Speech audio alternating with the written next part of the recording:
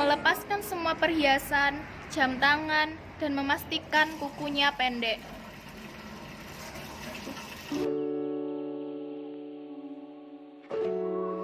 Duduk pada posisi yang nyaman dan tenang.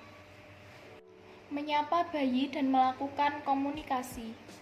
Halo adik, duh cantiknya. Dipijat dulu ya adik.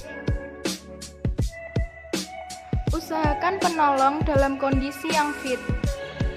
Lakukan anamnese dan pemeriksaan fisik pada bayi.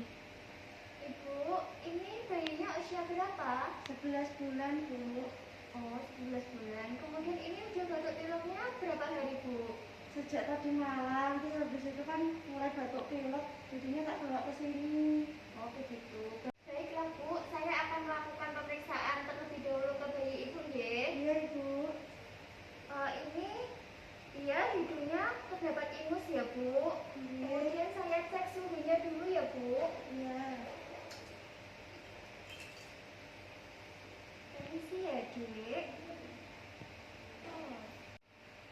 Suhunya 36,8 ya, Bu. Normal, Dek. Alhamdulillah, nggih, Bu. Mengisi rekam medis dan meminta keluarga atau pengasuh mengisi inform consent.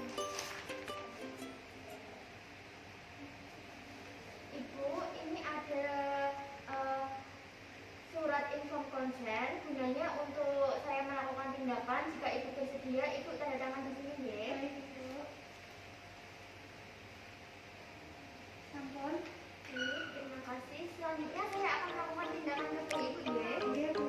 Ruangan hangat tapi tidak pengap, kering, tanpa aroma menyengat dan cukup penerangan.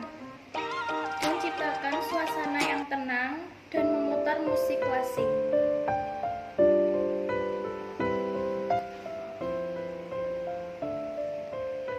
Permukaan kain yang rata, lembut dan bersih.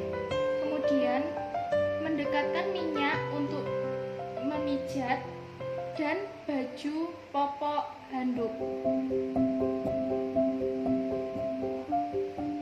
Teknik pemijatan.